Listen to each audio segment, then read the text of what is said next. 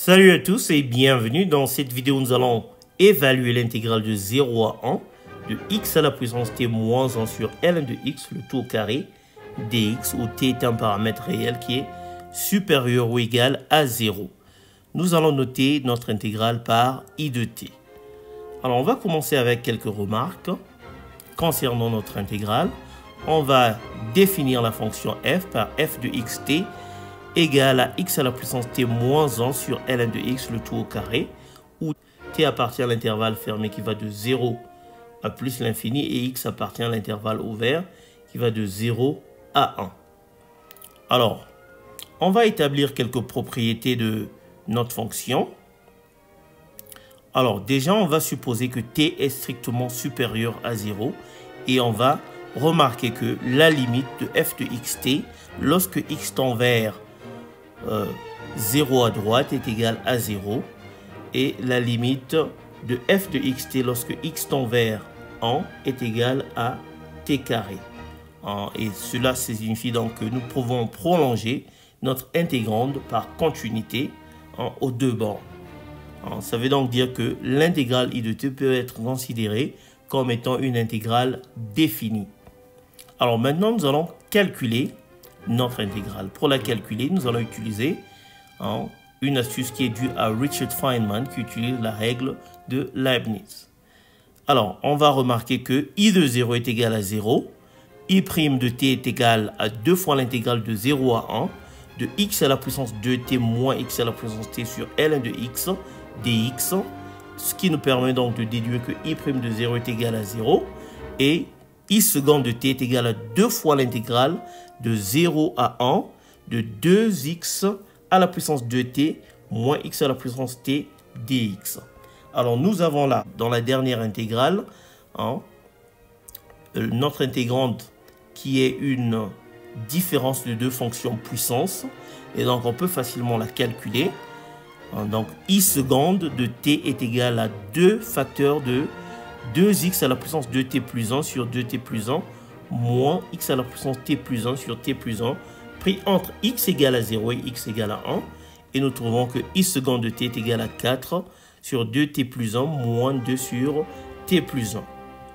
Alors maintenant, on va utiliser le théorème fondamental de l'analyse pour déterminer i' de t.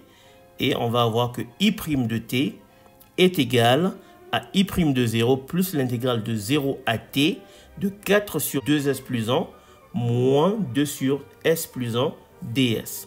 Alors, comme i' de 0 est égal à 0, après intégration, on va avoir 2 ln de 2s plus 1 moins 2 ln de s plus 1 pris entre 0 et t. Et on va donc trouver que i' de t est égal à 2 ln de 2t plus 1 moins 2 ln de t plus 1. Alors, on va encore utiliser le théorème fondamental de l'analyse pour déterminer i de t. Donc, on va avoir que i de t est égal à i de 0 plus 2 fois l'intégrale de 0 à t de ln de 2s plus 1 moins ln de s plus 1 ds. Alors, on va intégrer par partie. On va utiliser le fait que i de 0 est égal à 0. On va donc avoir 2s facteur de ln de 2s plus 1 moins 2 ln de s plus 1 pris entre 0 et t moins 2 fois l'intégrale de 0 à t de s facteur de 2 sur 2s plus 1 moins 1 sur s plus 1 ds.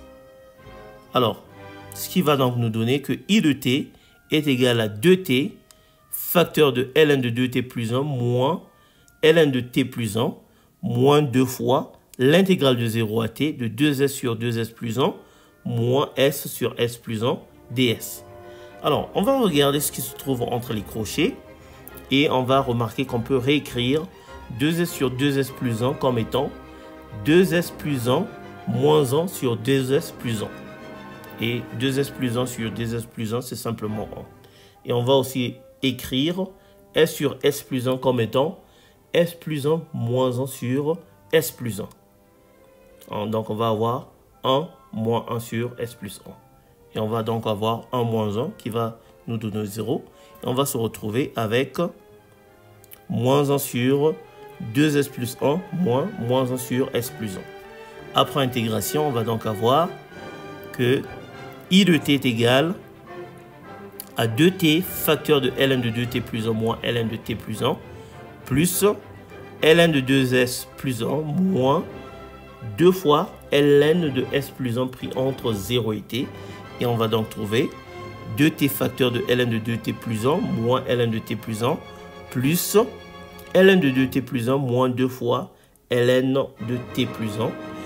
Et après avoir regroupé les termes semblables, on va trouver que I de t est égal à 2t plus 1 facteur de ln de 2t plus 1 moins 2 facteur de t plus 1 multiplié par ln de t plus 1. Donc voilà la valeur de notre intégrale.